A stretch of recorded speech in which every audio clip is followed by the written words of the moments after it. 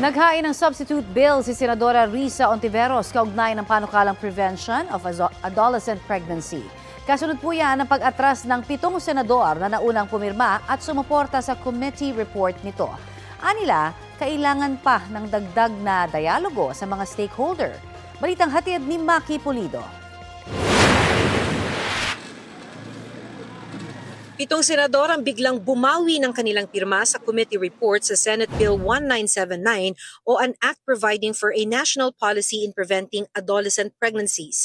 Kasunod ito ng mga pahayag ni Pangulong Bongbong Marcos laban sa panukala na i-veto raw niya kung papasa sa kasalukuyan nitong bersyon. You will teach four-year-olds how to masturbate.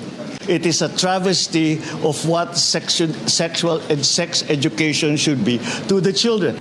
Kabilang sa mga bumawi ng kanilang pirma, sina Senators J.V. Ejercito, Nancy Binay, Cynthia Villar at Bongo na sumulat kay Senate President Cheese Escudero. Naniniwala raw sila na mahalagang issue ang adolescent pregnancy pero kailangan pa ng dagdag na pakikipag-usap sa mga stakeholder. Sumunod sa kanilang umatras sina Senators Bong Revilla, Jinggoy Estrada at Loren Legarda.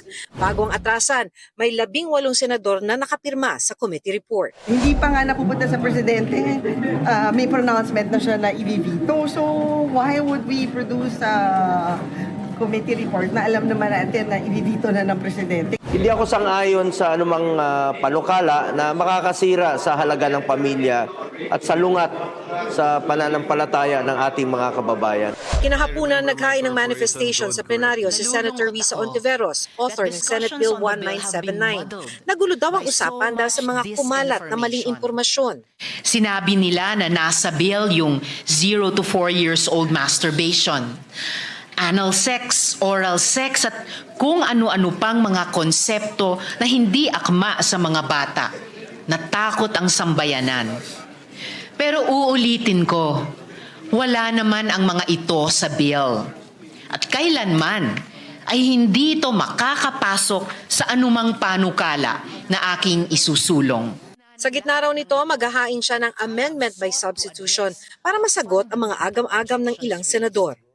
Tinanggal na po natin ang phrase na guided by international standards dahil sa mga pangambang inihain ng ilan.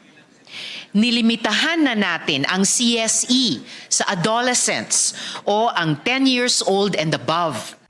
Ayon kay Senate President Cheese Escudero, dahil aamyandahan ni Ontiveros ang panukala, pag-aaralan pa kung ibabalik ito sa komite o pagdedebatihan na sa plenaryo ng Senado. Maki Pulido nagbabalita para sa GMA Integrated News.